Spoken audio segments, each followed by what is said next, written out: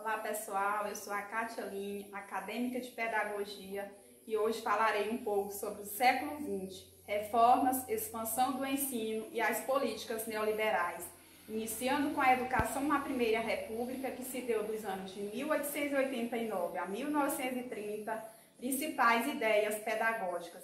Neste período, surgem dois perfis importantes para a educação: o entusiasmo pela educação e o otimismo pedagógico. Este primeiro movimento, chamado Entusiasmo pela Educação, divulgava a ideia de que os problemas do país seriam resolvidos com a expansão da escola elementar a todos. Já o segundo movimento, o Otimismo Pedagógico, preconizava a questão da qualidade do ensino, ou seja, preocupava-se com as melhorias educacionais. Em termos pedagógicos, três correntes representam os diferentes setores da sociedade da época: a pedagogia tradicional, ligada às oligarquias dirigentes e à igreja, a pedagogia nova, que enfatizou os métodos de ensino e aprendizagem, e a pedagogia libertária, educação de base científica com crítica ao capitalismo, ao Estado e à igreja. Passando para a Era Vargas, a chamada Era Vargas foi o período em que o presidente Getúlio Vargas governou por 15 anos de forma contínua, que se deu dos anos de 1930 a 1945. A Era Vargas foi dividida em três períodos: o governo provisório dos anos de 1930 a 1934, o governo constitucional de 1934 a 1937 e o Estado Novo de 1937 a 1945. O governo provisório foi quando Vargas governou por decreto, cargo instituído pela Revolução, enquanto se aguardava uma nova Constituição para o país. Já o governo constitucional, Vargas foi eleito pela Assembleia ao abrigo das disposições transitoriais da Constituição como presidente, ao lado de um poder democraticamente eleito. Foi neste período que foi posto em prática o voto secreto, voto feminino e as leis trabalhistas. Já o Estado Novo começa quando Vargas impõe uma nova Constituição em um golpe de Estado autoritário, dilui o Congresso, assumindo poderes ditatoriais com o objetivo de perpetuar seu governo. Em 1932, houve o Manifesto dos Pioneiros da Educação Nova, liderado por Fernando de Azevedo e outros educadores. Tinham por objetivo tornar a educação obrigatória e reivindicar a escola básica a todos. A nova Constituição de 1934 dispõe pela primeira vez que a educação é direito de todos, devendo ser ministrada pela família e pelos poderes públicos. A educação na Segunda República, que se deu dos anos de 1945 a 1964, e a primeira LDB em 1961. Em 1945, Vargas é deposto e o país entra em um processo de redemocratização. Uma nova Constituição é promulgada em 1946 e traz de volta o regime democrático ao país. No que se refere à educação, princípios que pertenciam à Constituição de 1934 passam agora a ser novamente leis. São exemplos dessa afirmação: o direito de todos à educação, a assistência básica aos estudantes e a educação obrigatória e gratuita a todos.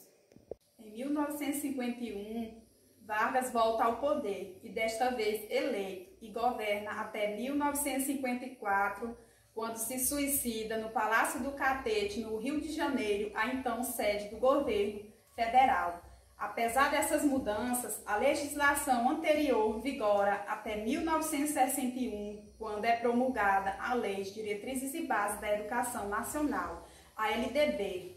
Define e regulariza o sistema de educação brasileiro com base nos princípios presentes na Constituição.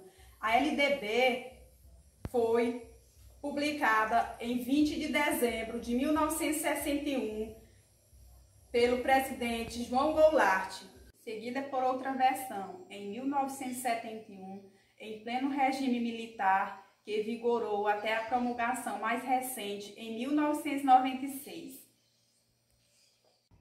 Decorridos 3 anos da promulgação da lei que instituir a reforma universitária, o governo promulga a lei do ensino de primeiro e segundo graus e segue a linha autoritária e não democrática. A lei número 5.692 de 71, gestada no governo de General Médici, também fora marcada pela ausência dos atores da sociedade civil. Filosoficamente, substituía os aspectos liberais da lei de 1968 pelo nacionalismo desenvolvimentista. Os resultados da política educacional da ditadura militar, que ainda hoje vemos, são evasão e repetência, professores mal remunerados, alto índice de analfabetismo e entre outros. Agora falarei um pouco da dissolução do regime militar, a pedagogia histórico-crítica e a Constituição de 1988. Com o fim da ditadura militar, o Brasil anseia por reorganizar suas estruturas democráticas e a educação é um ponto essencial neste caminho. Considerado um marco importante na educação brasileira, porém pouco praticada do ambiente escolar, a pedagogia histórico-crítica, criada pelo pedagogo Demerval Saviani, tem como foco a transmissão de conteúdos científicos, porém sem ser conteudista. O ensino conteudista é aquele em que se passa uma enorme quantidade de conteúdos sem se preocupar com o desenvolvimento intelectual, cultural do aluno, ou seja, sem se preocupar se o aluno realmente vai aprender. A Constituição de 1988 garante o ensino fundamental para todos os cidadãos de forma obrigatória e gratuita, independentemente da idade. Também a conquista dos 200 dias letivos, a valorização do magistério e a qualidade do ensino. Tais conquistas encontram-se na recente LDB de 20 de dezembro de 1996. A LDB número 9394 de 96, ela divide a educação brasileira em 2 níveis, a educação básica e o ensino superior. E reafirma o direito à educação estabelecido pela Constituição Federal. É isso aí, pessoal. Até a próxima. Tchau!